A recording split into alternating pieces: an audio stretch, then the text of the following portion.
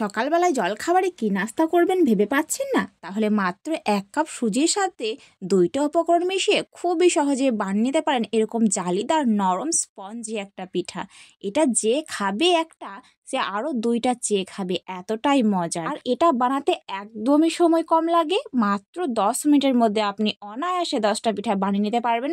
তো বন্ধুরা, আপনাদের কাছে আমার একটাই রিকোয়েস্ট, ভিডিওটা পুরোটা দেখবেন, ভালো লাগলে একটা লাইক আর সাবস্ক্রাইব অবশ্যই করে দেবেন। চলুন বন্ধুরা, দেখে নেওয়া যাক আজকের নাস্তাটা আমি কিভাবে তৈরি করি। তো প্রথমেই আমি একটা ব্যাটার রেডি করব। তার জন্য একটা পাত্রের মধ্যে একটা বাটির মাপ করে ২ বাটি সুজি নিয়ে নিচ্ছি। আর অবশ্যই একটা বাটির মাপ করে সব উপকরণ নেবেন।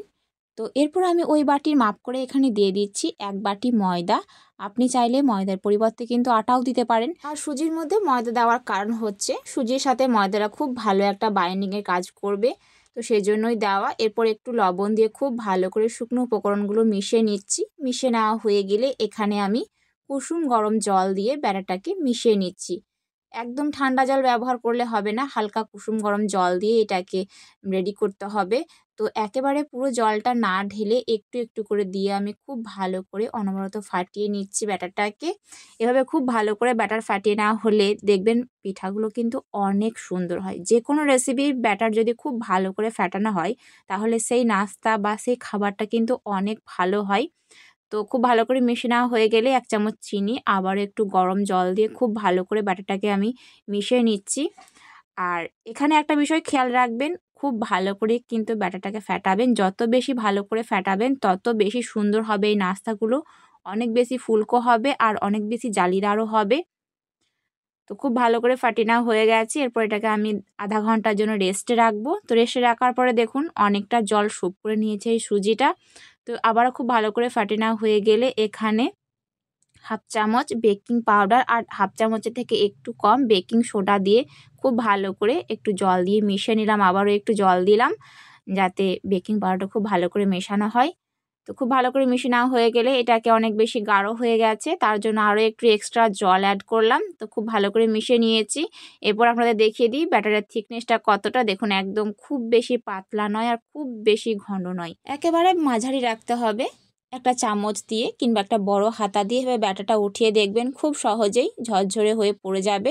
তখন বুঝবেন ব্যাটারটা খুব ভালো করে রেডি হয়ে গেছে। তারপর তাওয়া খুব ভালো করে গরম করে নিয়েছি এবং আঁচটা একদম লোতে রেখে এভাবে ১ হাতা এবং 1/2 হাতা আমি এই তাওয়ার মধ্যে দিয়ে দিলাম। আর হ্যাঁ বন্ধুরা, আগে একটু তাওয়ার মধ্যে আমি প্রথমে তেল ব্রাশ করে নিয়েছিলাম যাতে খুব সহজে পিঠেগুলো উঠে আসে। আর পুরো পিঠেটা বানানোর সময় আঁচটা একদম লোতে রাখবেন, দেখবেন এই ছিদ্রগুলো কতটা সুন্দর হয়, অসম্ভব সুন্দর দেখতে হয়েছিল। তো পুরো পিঠেটা আমি লো আঁচে বানিয়েছি। তারপর খুব সুন্দর করে এভাবে আমি একটা খুন্তি দিয়ে উঠিয়ে নিচ্ছি। দেখুন কত সহজে উঠে এলো আর একদম জালিদার হয়েছে। প্রত্যেকটা পিঠে অসম্ভব সুন্দর হয়েছিল দেখতে আর অনেক বেশি নরম হয়েছিল বন্ধুরা। তো আমি একইভাবে সবগুলো পিঠে রেডি করে নিচ্ছি।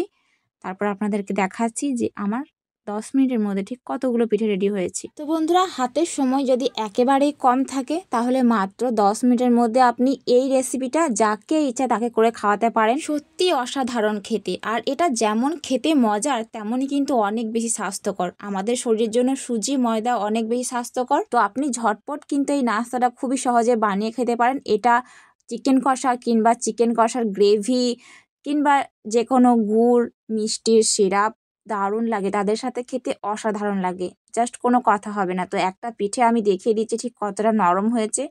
প্রত্যেকটা পিঠে ঠিক এরকমই নরম হয়েছিল। একটা ভেঙেও দেখিয়ে দিচ্ছি কতটা সুন্দর দেখতে, আর এটা খেতে অসম্ভব মজার। তো বন্ধুরা, বাড়িতে অবশ্যই অবশ্যই একবার ট্রাই করবেন। এরপর একটা পিঠে নিয়ে আমি এর মধ্যে মালাই ডুবিয়ে দেখিয়ে দিচ্ছি। আপনি চাইলে এরকম মালাই না ভিজিয়েও খেতে পারেন, তবে এরকমভাবে একবার ভিজিয়ে খেয়ে দেখবেন, দারুণ লাগে। তো এই মালাইটা আমি আগে থেকে রেডি করেছিলাম। এই মালাইটা কিন্তু খুব বেশি গাঢ় হবে না, একটু পাতলা হবে, আর এটা আমি খেজুর গুড় দিয়ে করেছিলাম। তো আপনি এটা স্কিপ করতে পারেন। তো বন্ধুরা, ভিডিও দেখার জন্য আপনাদের অনেক অনেক ধন্যবাদ। দেখা হচ্ছে এরকমই কোনো একটা রেসিপিতে। আল্লাহ হাফেজ।